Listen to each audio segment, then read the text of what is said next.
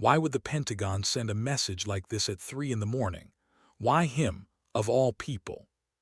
Colonel Reed stared at the blue glow of his secure phone, the encrypted text still burning in his mind. Ghost 7 is at your facility. Find her. The words felt unreal. He blinked, rubbed the fatigue from his eyes, but the message stayed, stubborn as a scar. For 30 years Reed had dealt in secrets, classified orders, and missions wrapped in layers of deniability. But even in those hidden circles, Ghost 7 was different. She wasn't a name. She was a rumor, a shadow whispered about in Pentagon hallways when conversations dropped to whispers, a sniper who had done the impossible. And now, if this message was real, she was here, on his range, in his command. Reed swung his legs off the narrow bunk, his bare feet hitting the cold floor with the weight of dread. He had been in the briefing room years ago when General mentioned the incident in Syria, a shot no sane commander would even imagine. 2,850 meters.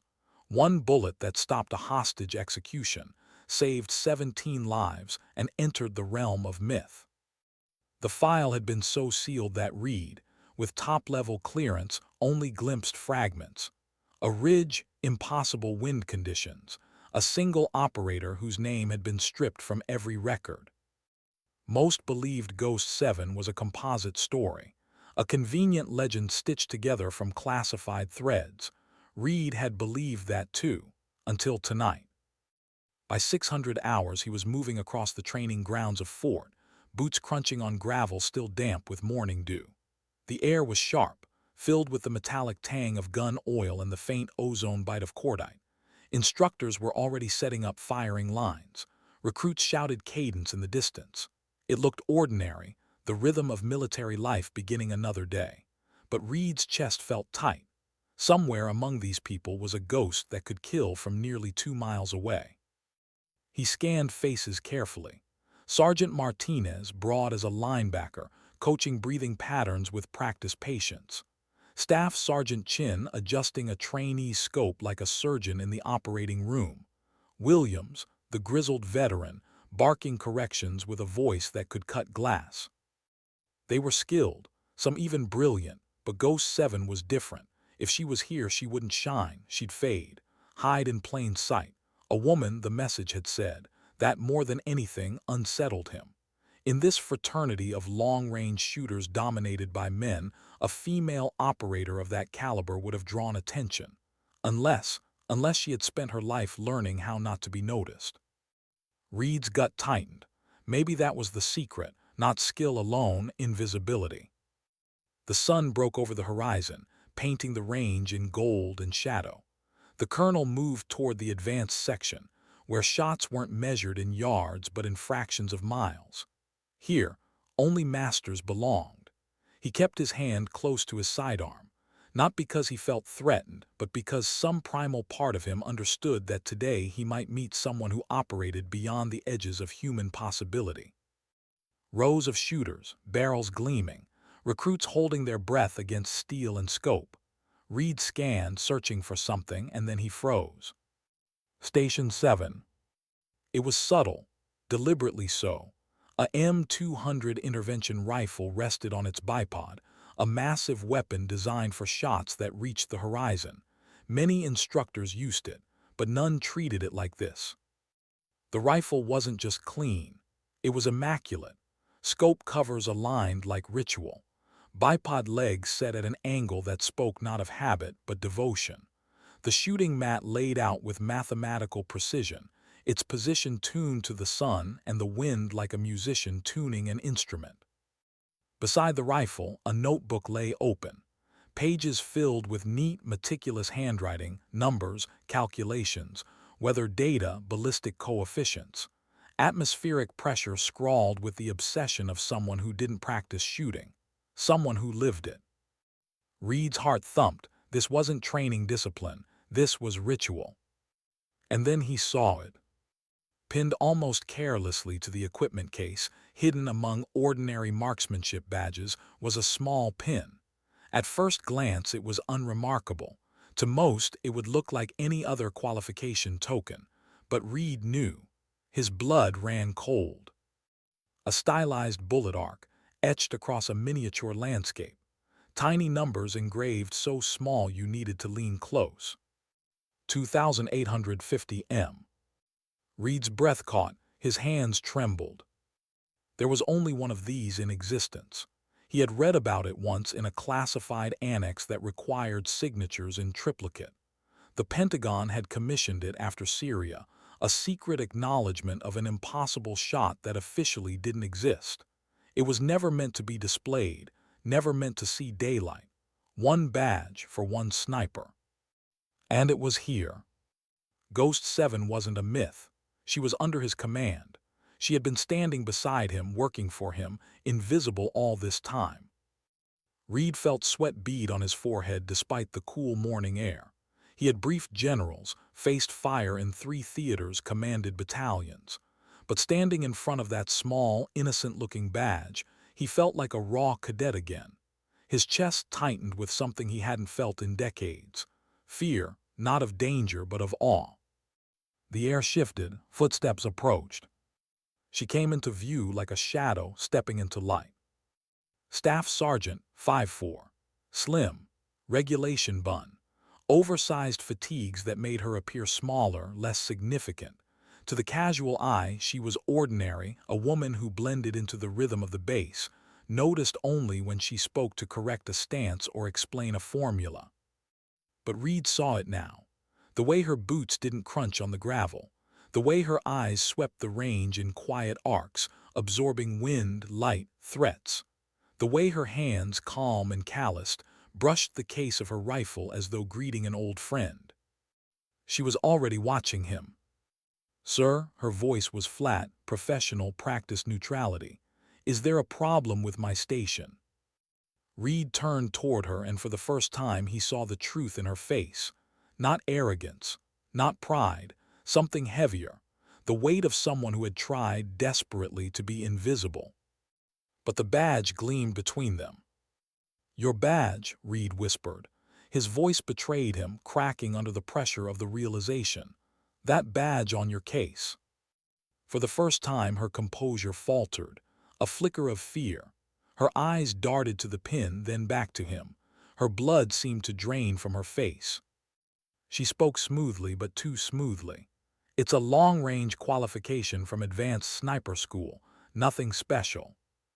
Reed let out a hollow laugh, the kind that didn't carry humor, only disbelief. "Nothing special. That badge represents the longest confirmed shot in history. There's only one soldier alive who has the right to wear it." Her jaw tightened, her eyes narrowed, and in that silence Reed understood. Ghost 7.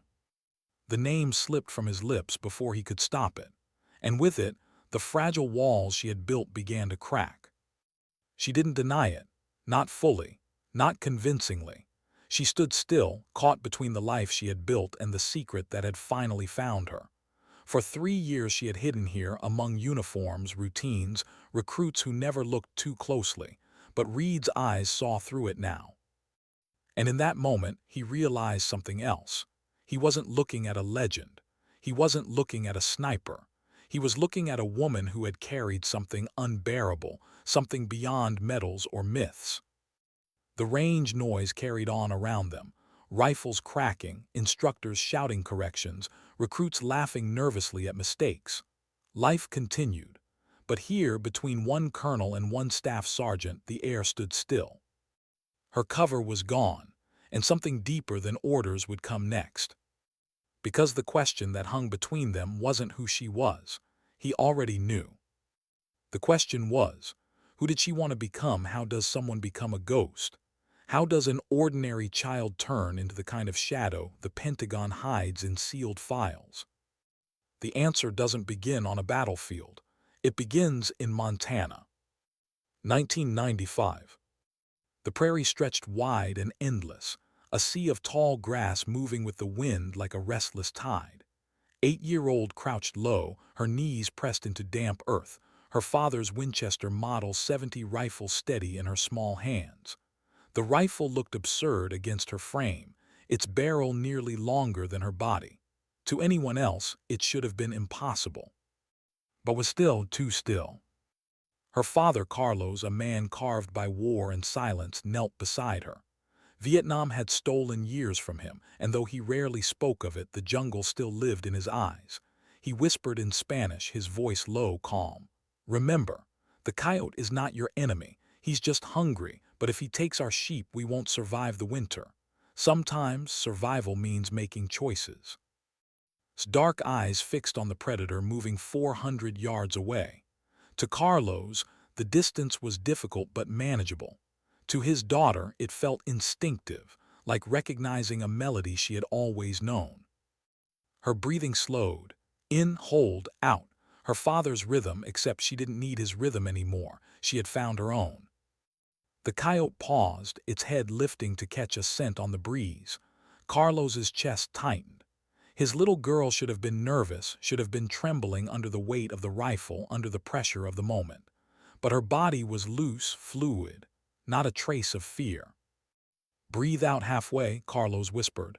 "Then squeeze." Didn't nod, she didn't even blink. Her small finger found the trigger with the delicacy of a pianist striking a single note. She didn't pull, she didn't jerk. She simply let the rifle decide. The shot cracked across the prairie. Echoes rolled for miles. Through his binoculars, Carlos saw the coyote fall instantly, a perfect heart shot. Clean, efficient, too perfect. His pride evaporated into dread.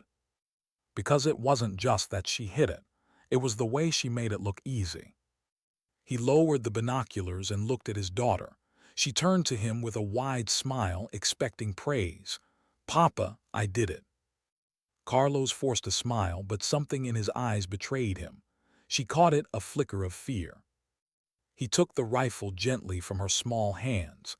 They trembled now, but not from nerves. From the weight of what she'd done, something she didn't even fully understand. "Good shot," he said softly. Then his voice dropped, heavy with something darker. "But listen to me. You can never tell anyone about this. Not Mama, not your friends, no one, do you understand?" His face wrinkled in confusion. "But why? I did good."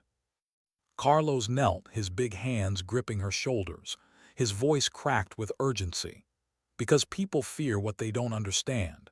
And what you can do, it's not normal. Promise me. This is our secret." She nodded, still confused, still innocent.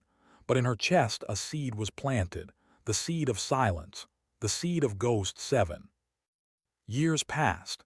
The prairie raised her as much as her father did. She learned the patience of wind, the language of animals, the discipline of waiting. When friends at school wanted to go to movies or malls, wanted the range, the quiet, the stillness. Carlos tried to redirect her, to steer her toward horses, books, anything that might soften the sharp edge of her gift. But the gift was already shaping her. And by the time she turned 18, she had already made her decision. She didn't join the army to be a sniper. She joined for animals. Veterinary school had always been the dream, to heal instead of harm, to fix instead of break. Her contract said MOS 68T, Animal Care Specialist. Predictable. Safe. A path out of Montana that would eventually lead her back with education, with purpose. At least that was the plan. But life doesn't care about plans, especially when you carry something the world is waiting to notice. Fort Wood, Missouri, basic training, 2015. Had perfected invisibility by then. She shot well enough to qualify, but not well enough to stand out. She ran hard enough to pass, but not hard enough to draw attention. She was polite, quiet, competent, just another recruit in a sea of uniforms. But one humid Tuesday morning, everything unraveled. Weapons training. M16 rifles at the 25-meter range. 43 recruits lined up, adrenaline buzzing, drill sergeants packing like hawks, was in the middle of the formation. Ordinary, exactly where she wanted to be. 2 lanes down, a boy from Ohio, Danny, fumbled with his rifle. He was nervous, sweating, hands shaking like branches in a storm. The drill sergeants had been hard on him all week. Too hard, pressure mounted. His safety was off. His muzzle swayed dangerously, and saw it before anyone else. Time slowed. She saw the trigger finger tightening, saw the barrel swinging toward another recruit, Sarah Chin, the girl who had become her closest friend in training. Sarah had no idea. None. In 3 seconds she would be dead. Didn't think, she didn't calculate, she didn't breathe. Her body moved before her mind. Her rifle came up in a smooth arc, faster than muscle memory, faster than logic. She squeezed not at Sarah but at's rifle. The crack of her shot silenced the range. Metal split. Sparks burst. His weapon clattered harmlessly to the ground, useless, his bullet deflected into the dirt. And then silence. A silence heavier than any explosion. 43 recruits stared. 3 drill sergeants stared. Even the air seemed to stare. Lowered her rifle slowly, her heart hammering against her ribs. Her secret, her father's warning, was broken. She had just done the impossible in front of everyone. And secrets don't stay buried on a military base. That night, instructors reviewed the footage over and over. The shot wasn't luck. It wasn't even skill in the normal sense. It was instinct sharpened into something unnatural, something legendary. By morning, her name was whispered in offices she'd never entered. Master Sergeant Torres, a sniper instructor with eyes like a hawk and scars that spoke of wars unspoken, summoned her. He looked her up and down as if measuring a weapon. "Private," he said, voice low. "That was either the luckiest shot in history or you've been hiding something." Tried to deflect, tried to laugh it off, but Torres saw through her. He always did. He pulled her aside to the observation deck overlooking the 1,000-yard range. "Your father was Carlos, Marine sniper, Vietnam, disappeared after the war." His heart stuttered. She kept her face still, but her silence betrayed her. Torres pressed. "You've been shooting since you could hold a rifle, haven't you?" Her throat tightened. She wanted to say no, she wanted to stay invisible, but she couldn't. And then came the words that would change her forever. "I'm offering you a choice. You can finish your contract as an animal tech, fade into the background, live your quiet life. Or you can embrace what you are, become extraordinary." Her eyes burned. "I wanted to be a veterinarian. I wanted to heal things." Tor's gaze softened, but only slightly. "Sometimes the way you heal is by saving the people who'd never survive without you. You don't have to like it. You just have to ask yourself if you can live with it." The wind whipped across the range, felt its chill deep in her bones. She didn't answer, not then, not out loud. But the question followed her into the night, and into the years that would follow. What happens when instinct meets war for the first time? For the answer came on a dusty road outside Kandahar. 2019. The afternoon sun hammered the convoy as it rolled along a broken stretch of asphalt. Heat shimmered off the horizon, bending the desert into a restless mirage. Sat cramped in the back of the second Humvee, her M24 rifle propped carefully against her leg. She wasn't thinking about legends or badges. She wasn't thinking about Ghost 7. She was thinking about how the dust seeped into everything, into her gear, her hair, her lungs, a constant reminder that this place swallowed people whole. The lead vehicle exploded without warning. A thunderclap ripped the world apart, hurling the Humvee into the air like a child's toy. The blast wave punched through his chest, rattling her teeth, slamming her against the door. The windshield spiderwebbed, showering glass. Her ears rang with a high, merciless whine. "Contact left! Contact left!" Sergeant Martinez screamed into his radio, but static and sparks were his only answer. Their comms were dead. Smoke and dust filled the air. Screams cut through the chaos. The lead vehicle was a twisted heap, flames licking at torn metal. Shapes moved in the haze, not friendly shapes. Muzzle flashes winked from the surrounding buildings, each one spitting death. His hands moved without thought. Rifle, bolt check, bipod down. She crawled behind the engine block, heart hammering but movements precise. She found her through the scope and scanned the chaos. That's when she saw him. The enemy sniper. Perched in the minaret of a centuries-old mosque, 1,200 meters away. His position was perfect, elevated, concealed, commanding the battlefield, and he was good. She could tell instantly. The way he moved the barrel, the timing of his shots, calm, deliberate. He wasn't spraying, he was hunting. Her teammates were dropping. Private Johnson took a round through the shoulder. Corporal Williams screamed as a bullet shattered his leg. The sniper was dismantling them piece by piece. His mind raced.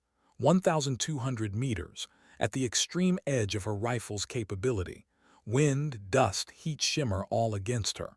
Her spotter was unconscious beside her, blood running from his ears. She was alone with the shot. Through the scope she saw his face. Young, too young, a neatly trimmed beard, focused eyes, someone's son, maybe someone's father, not a monster, just another human being in a war that made killers of them both. Her chest tightened. She remembered her father's words on that Montana prairie. The coyote isn't your enemy, he's just trying to survive. But survival meant choices, and this choice was hers. Her breath slowed, 8 seconds in. Hold, 8 seconds out. Her heart rate fell, steady as a metronome. She adjusted for distance, for wind drift, for heat. Her crosshairs settled not on his head, not even on his chest, but a fraction above, a fraction left, a calculation her body made faster than math could explain. For a moment she froze. She could see him so clearly, the intensity of his concentration, the faint curve of his lips as he prepared to fire again. And in those eyes she saw something terrifying, the mirror of herself. She exhaled halfway and squeezed. The rifle cracked, the recoil hit her shoulder, time stretched into slow motion. Through her scope she saw his head snap back, his rifle tumble from the window, his body collapse into shadow. Silence followed, sharp and sudden. The fire from the minaret stopped. Her teammates cheered, relief flooding the radio chatter, but didn't cheer. Because for the first time in her life, she had ended one. Not a coyote, not a target, a person.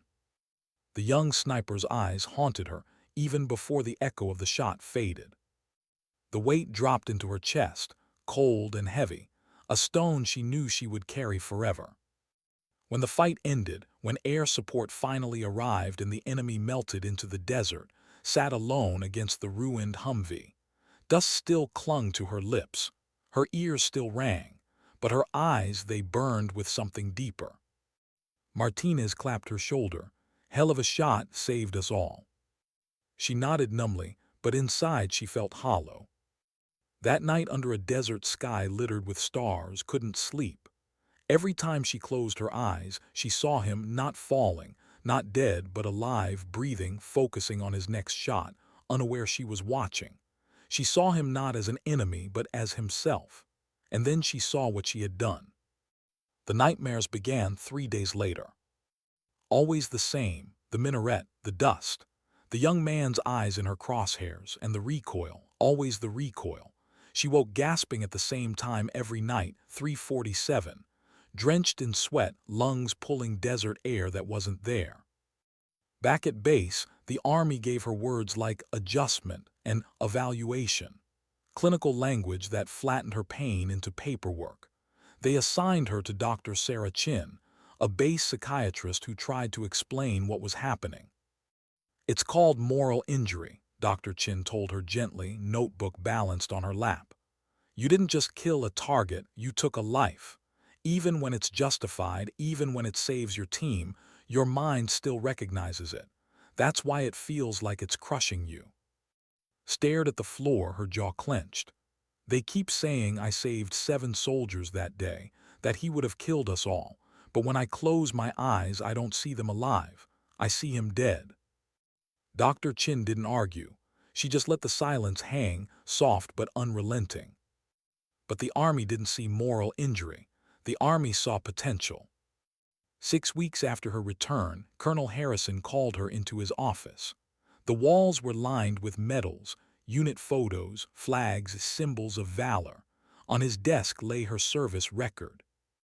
"Staff Sergeant," he began, voice like stone, "your performance in Afghanistan has drawn the attention of certain programs. You're being recommended for advanced sniper training. Classified. Experimental. We're talking next-generation systems, ranges beyond anything in the field today. Her chest tightened. Sir, I'd rather stay with my unit. Harrison's eyes hardened. This isn't a request, it's an opportunity, and frankly, it's where you belong. That night called her father. She hadn't heard his voice in months, and when it came over the line it sounded older, worn. But it still carried that weight, the kind of gravity only a man who had killed and survived could carry. Papa, she whispered, her throat trembled, I killed someone. There was silence, not of shock, not of judgment, but of recognition, of memory. How do you live with it? She asked. Her voice broke. Tell me how to live with it. Carlos's breath was steady on the line. When he spoke, his words carried the echo of his own ghosts. You don't live with it, you carry it, like a stone in your pocket, heavy, always there. But one day, if you're strong enough, it won't break you, it will shape you.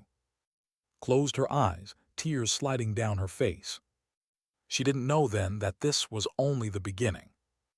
That Afghanistan would not be her story's defining shot. That her true test was still waiting, across the desert in Syria, where physics itself would bend, and the myth of Ghost 7 would be born. What happens when a sniper is asked to do the impossible? And what happens when she succeeds? Syria 2021. The briefing room felt like a tomb. Concrete walls sweating condensation in the desert heat. A metal table by years of elbows, fists, and desperation. Around it sat soldiers who had stared down death more times than they could count, and who now looked at one another in silence, because this mission wasn't just difficult. It was madness. 17 hostages. CIA operatives, contractors, a journalist, all held in a compound dug into the desert floor, surrounded by open killing fields. Guards with rifles at every corner. A man inside, Al, who had executed 6 people already. And his message was clear. One more hostage would die every 12 hours until his demands were met. Major Torres slid satellite images across the table. The compound is here. 12 tangos confirmed, maybe more. Any direct assault is suicide. Air support's off the table, too close to Russian radar. The hostages will be executed before our boots hit the ground. Silence. And then slowly, his eyes moved to the map. Her finger traced elevation lines across the terrain, a ridge, barely more than a scar on the land, designated Hill 847. She measured the distance with her thumb. Her heart sank. Ma'am, she asked softly, what's the range from that ridge to the courtyard? Torres checked her notes, though the answer was already in her eyes. 2,850 meters. The room went still. Every soldier there knew the record, 2,475 meters, held by a Canadian sniper in Iraq. Perfect conditions, multiple spotting rounds, and still, the shot had been hailed as bordering on impossible. Now was being asked to surpass it by nearly 400 meters, with no second chances, no adjustments, one shot, first try, or 17 people would die. Sergeant First Class David, her spotter, shook his head. That's beyond the effective range of any rifle system we've got. Even with .408 rounds, we're looking at a 4-second flight time. Wind drift alone could push the bullet off by feet. Feet enough to miss entirely, enough to kill a hostage instead. Studied the data, humidity, temperature gradients, shifting winds. It was chaos on paper. She knew the math, but the numbers made no promise of success. She remembered her father's words, the rifle doesn't kill, your doubt does. Tor's voice broke the silence. Staff Sergeant, we know what we're asking, but you're the only one with a chance. The words weren't a compliment, they were a sentence. The next morning, lay on her belly atop Hill 847. 6 hours passed beneath a burning Syrian sun. Her body melded into the rock, her rifle an extension of her bones. Through her scope, The compound shimmered in the distance like a mirage, heat waves distorting every line. Beside her whispered updates.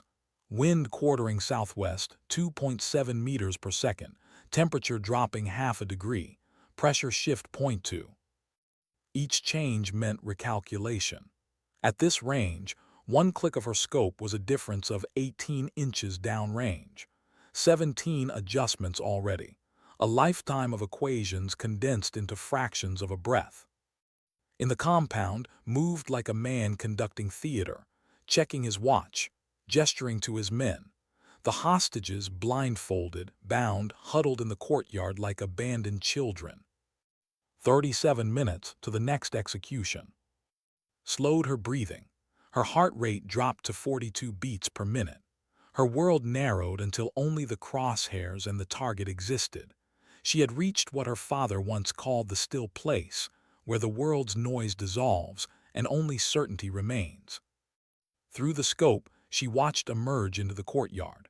The same spot he had chosen 6 times before, a pistol at his side, words spilling from his mouth with the flourish of a man who enjoyed killing with ceremony.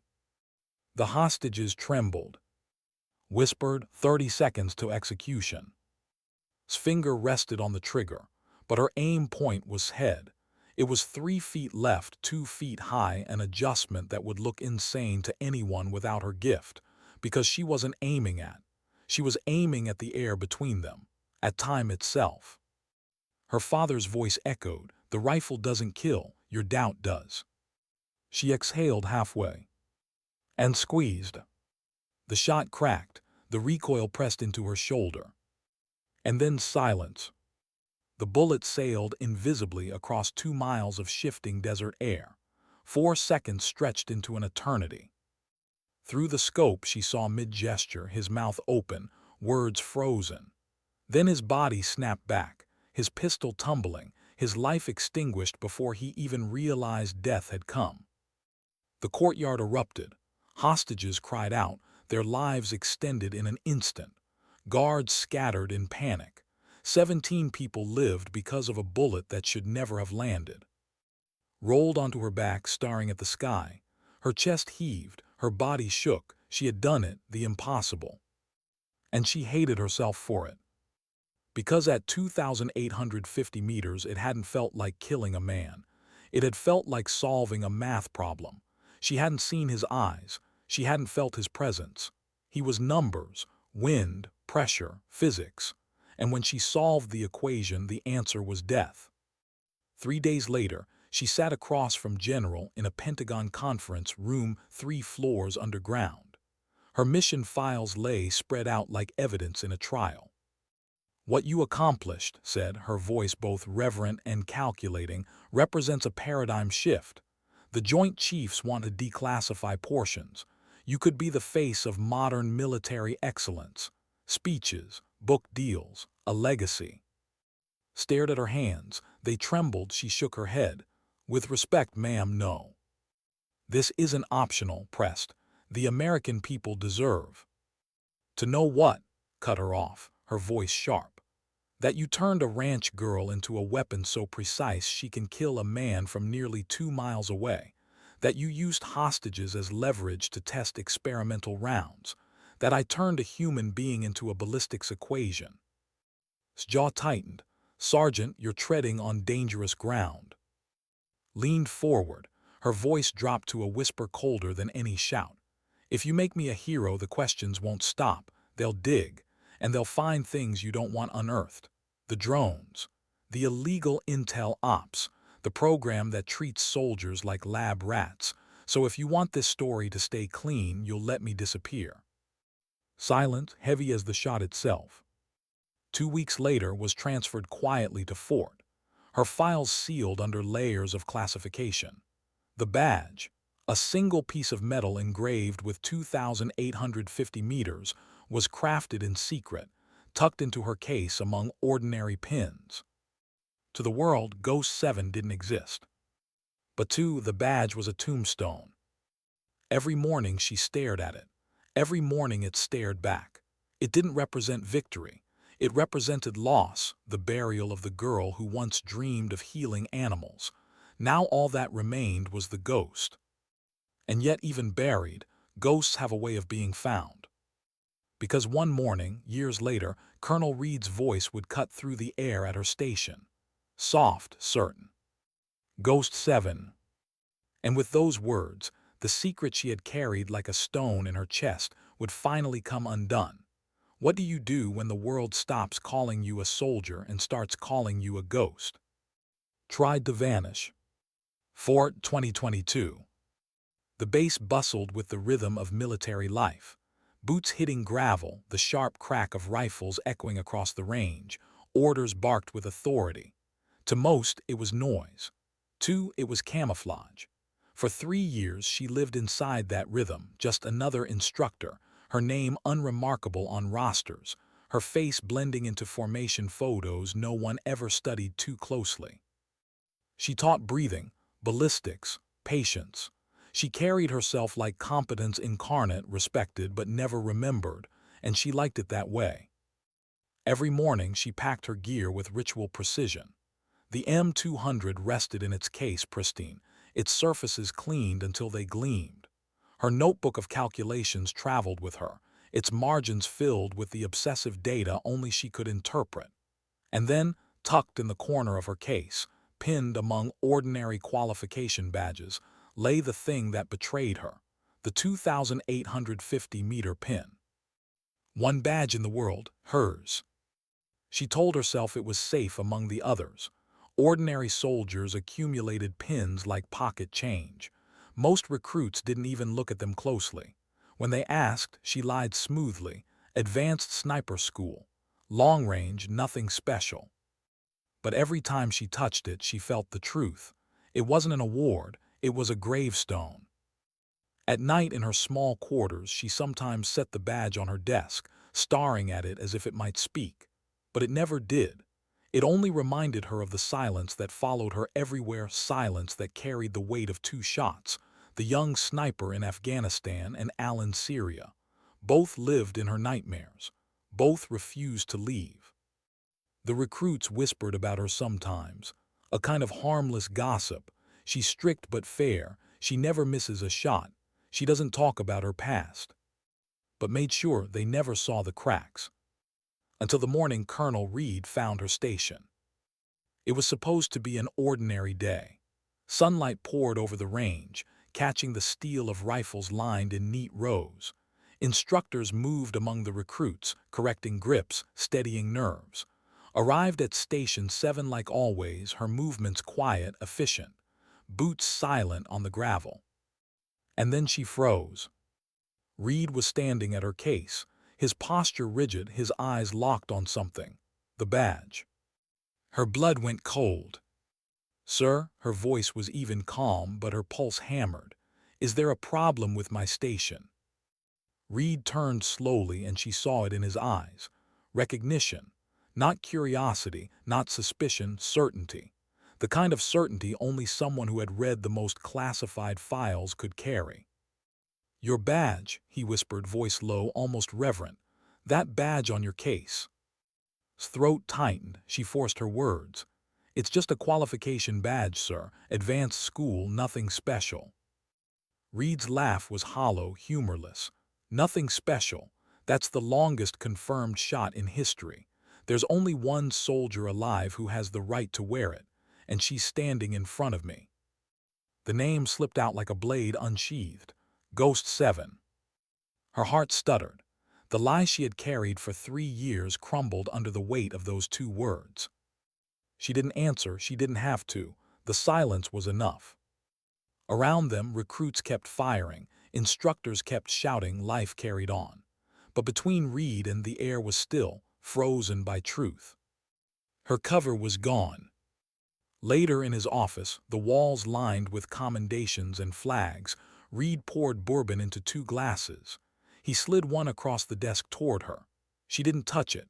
She sat stiff, hands trembling slightly, the badge lying between them on the polished wood. "I know who you are," Reed said softly. "I've read the file, the real one, Syria, the hostages, the shot." His jaw clenched. She stared at the badge, her voice cracking when she finally spoke. "Every night I see his face. Not him, the sniper in Afghanistan. He was young, had kind eyes. I killed him from 1,200 meters, and I've been carrying him ever since." Her words spilled like confession, 3 years of silence breaking all at once. "The Syria shot," she continued, her hands tightening into fists. "Everyone calls it a miracle, a paradigm shift. But do you know what it really was? It was me becoming inhuman. At 2,850 meters, you're not killing a person. You're solving a math problem. I turned a man into an equation, and I solved it perfectly."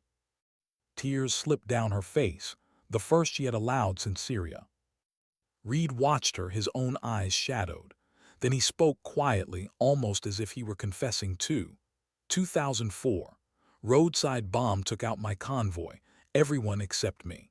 For years I asked why I survived while better men died. I carried their ghosts the same way you carry yours. Looked up startled. She had expected interrogation, not understanding. "How do you live with it?" she whispered. "You don't," Reed said, echoing her father's words. "You carry it. But here's what I learned. The weight doesn't have to crush you. It can shape you, make you more compassionate, more human, not less." She shook her head, bitter. "I wanted to be a veterinarian. I wanted to heal things. But every time I try to imagine that life, I see the faces of the soldiers I saved, the hostages I brought home. How do I walk away from that responsibility?" Reed leaned forward, his voice low, steady. "Maybe you don't walk away. Maybe you find a different way to heal." The badge glimmered faintly under the office light, between them like a silent judge. For the first time in years, felt seen, not as Ghost 7, not as a legend, not as a weapon, as herself. But seeing is not the same as healing. And the path ahead would demand more from her than any shot ever had. What happens when a ghost finally speaks? In Colonel Reed's office, the silence stretched, thick and suffocating. Stared at the 2,850-meter badge lying between them on the desk, as if it might burn through the wood. Her hands trembled. Her throat felt raw. "I can't sleep," she whispered. The words fell heavy as though dragged out from a well too deep. "Every night I see his face. Not him, the first one, Afghanistan, young, maybe 25. He had kind eyes." Her chest heaved. "I killed him from 1,200 meters, and I've been carrying his ghost ever since." Her voice cracked like thin ice. For 3 years she had hidden behind routine, buried herself in drills and calculations, convinced herself she could stay invisible. But Reed's recognition had torn down that fragile scaffolding. Now, there was nothing to shield her from the truth. She pressed her palms into her thighs, nails biting through fabric. "Everyone talks about Syria like it was some miracle shot, the longest in history. But do you know what it really was?" Her eyes blazed red with unshed tears. "It wasn't killing. It wasn't even war. It was math, a calculation. I turned a man into numbers. Wind speed, humidity, Earth's rotation. He wasn't a person anymore. He was a problem to solve. And I solved him." The tears finally came, streaming silently down her face. "That's what terrifies me. I didn't feel human when I pulled the trigger. I felt like something else." Reed didn't move. He didn't lecture. He just listened, his eyes soft with the kind of recognition only another haunted soul could give. Then he spoke, his voice low. "You want to know about ghosts, Sergeant?" He took a slow sip of bourbon, then set the glass down. 2004. Roadside bomb, my convoy. Everyone gone in a flash. Everyone but me. For years I asked why I survived when better men died, and I carried their ghosts the way you carry yours." Looked up sharply, startled by the confession. Reed's gaze held hers. "Here, what I learned too late, you don't get rid of ghosts. You don't bury them, you carry them. And if you're careful, if you let them, they can make you stronger. They can make you more human, not less." Lips trembled. "I wanted to be a veterinarian, Colonel. I wanted to fix things, heal them. But every time I picture that life, I see faces, soldiers I saved, hostages who got to go home. How do I walk away from that?" Reed leaned forward, his tone firm but gentle. Maybe you don't. Maybe healing doesn't look the way you thought. Maybe it's not about cattle and horses on a ranch. Maybe it's about people, soldiers, kids who don't know what it feels like yet to take a life. You can't stop them from firing the shots, but maybe you can stop them from breaking afterward. The idea landed like a stone tossed into still water. Ripples spread through his mind, unsettling, impossible but undeniable. For a long time she said nothing, just stared at the badge. Finally, her fingers closed around it. She lifted it from the desk, stared at the etched arc and the tiny number, 2,850. It glimmered faintly under the light.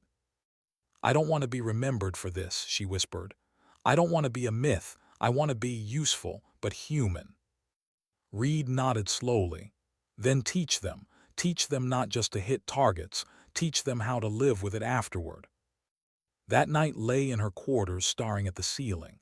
Sleep didn't come. Instead, her mind replayed her father's words, Reed's confession, the sound of every impossible shot she'd ever taken. And for the first time in years, the thought took shape. What if my gift isn't just about pulling the trigger? What if it's about guiding others to survive it? 6 months later, the transformation began. Stood in front of 12 new sniper candidates. 8 men, 4 women. Fresh faces, eager, hungry. Some already carried scars from deployments. Others were still untouched by war. They shifted nervously in their seats, expecting technical lectures about wind drift, scopes, and firing stances. Instead, began with something else. "My name is Staff Sergeant," she said, her voice steady but threaded with quiet gravity. "You're here to learn how to shoot farther, faster, cleaner. You'll learn all of that. But before we talk about rifles, we're going to talk about something more important." The room stilled. "We're going to talk about how to remain human while learning to kill with precision." A ripple of discomfort moved through the candidates. One raised a brow, another shifted in his chair. Let the silence stretch, heavy, unflinching. Finally she asked, "How many of you have killed someone?" 3 hands rose slowly. "How many of you think you're prepared for what that feels like?" Every hand went up. His lips curled into a sad smile. "You're not. None of us ever are, but I'm going to teach you how to survive it when the time comes." The recruits glanced at each other, confused, maybe unsettled, but they listened. Over the weeks that followed, built something that hadn't existed before, a training program that treated precision not as the end, but as a tool. Alongside ballistics tables and range practice, she taught meditation. Breathing not just for the shot, but for the nights after. She made them journal their fears. She forced them to talk about ghosts before they had any. "Every bullet has 2 lives," she told them. "The one you save, and the one you take. If you don't learn to carry both, the weight will break you." Some resisted at first. Private Jacobs rolled his eyes when she made them practice stress relief techniques. Corporal scoffed at meditation drills. But little by little, resistance faded. They began to see the point. During one session, a young recruit, Sarah Chin, no relation to the base psychiatrist, raised her hand. Her voice trembled. "Sergeant, how do you reconcile being good at something that involves taking lives?" Paused. It was the same question she had asked herself every night. She let the silence stretch, her chest tightening. Then she answered softly. "You remember why you're doing it. Every shot I've ever taken was to protect someone. My unit in Afghanistan, the hostages in Syria, and now all of you. By teaching you how to bear the weight," she swallowed. "The precision isn't the purpose. Protection is." By graduation day, something had changed in her candidates. They weren't just better shooters. They were stronger people. They had learned how to steady not just their rifles, but their minds. When handed them their certificates, she felt a strange warmth, a flicker of something she hadn't allowed herself in years. Hope. Colonel Reed watched from the back, arms folded. He didn't speak, but his eyes said enough. Had started as Ghost 7, a myth born of distance and impossible shots. But here in this room she was becoming something else. A teacher, a healer. For the first time since Montana, since Afghanistan, since Syria, she felt like maybe, just maybe, she was finding her way home. What does it mean to heal others while you're still bleeding yourself? Asked herself that question every morning. Her program, the Integrated Sniper Development Protocol, was already making waves inside Fort. Soldiers left her classroom not just with sharper aim but with steadier hearts. They meditated between drills. They journaled about fear. They spoke, haltingly at first, about things no one in uniform was supposed to admit out loud. But at night, when the barracks went quiet, still woke at 3:47, the sniper's face from Afghanistan hovered in her crosshairs. His body collapsed in Syria's courtyard. She could teach breathing. She could teach humanity. But she couldn't teach herself to stop dreaming. Her recruits noticed. Of course they did. Recruits always see the cracks in their instructors. Private Jacobs, cocky, restless, cornered her after class one day. "Sergeant, can I ask something off the record?" Her eyes narrowed. "Go on." He hesitated, chewing his lip.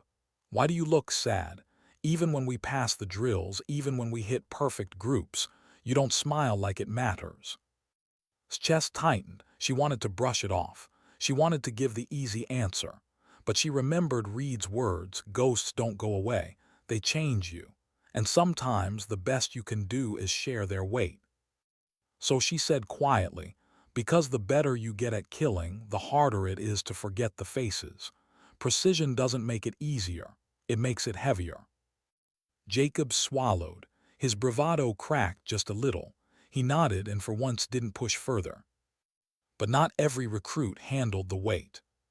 Corporal, one of our most technically gifted shooters, hit his breaking point during a night fire exercise. His shot group was flawless, each bullet punching dead center at 600 meters.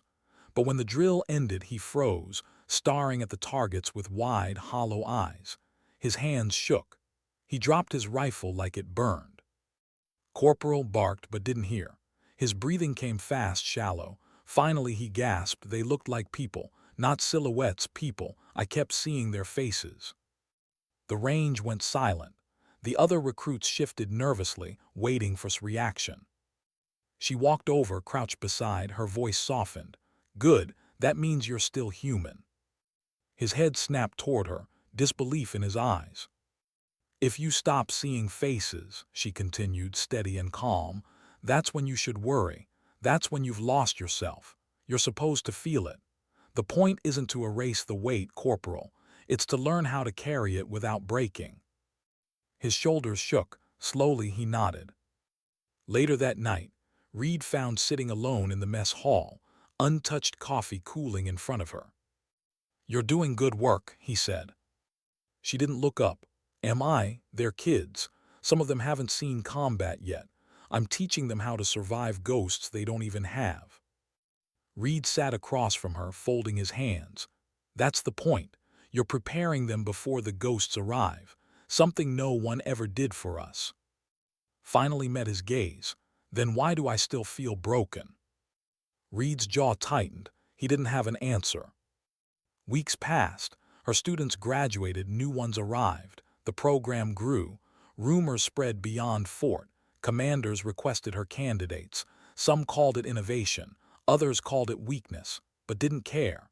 She wasn't shaping snipers anymore. She was shaping people who could live with being snipers.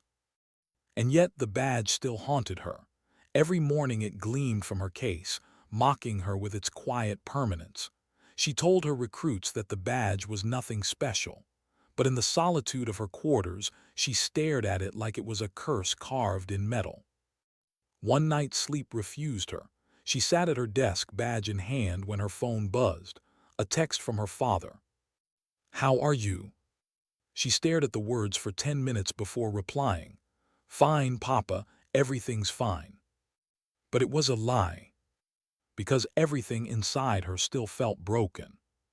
Her father's words echoed, "You don't live with it, you carry it." But what if the weight never stopped growing? What if, one day, she couldn't carry it anymore? The next morning, She walked into class with her badge pinned openly to her uniform.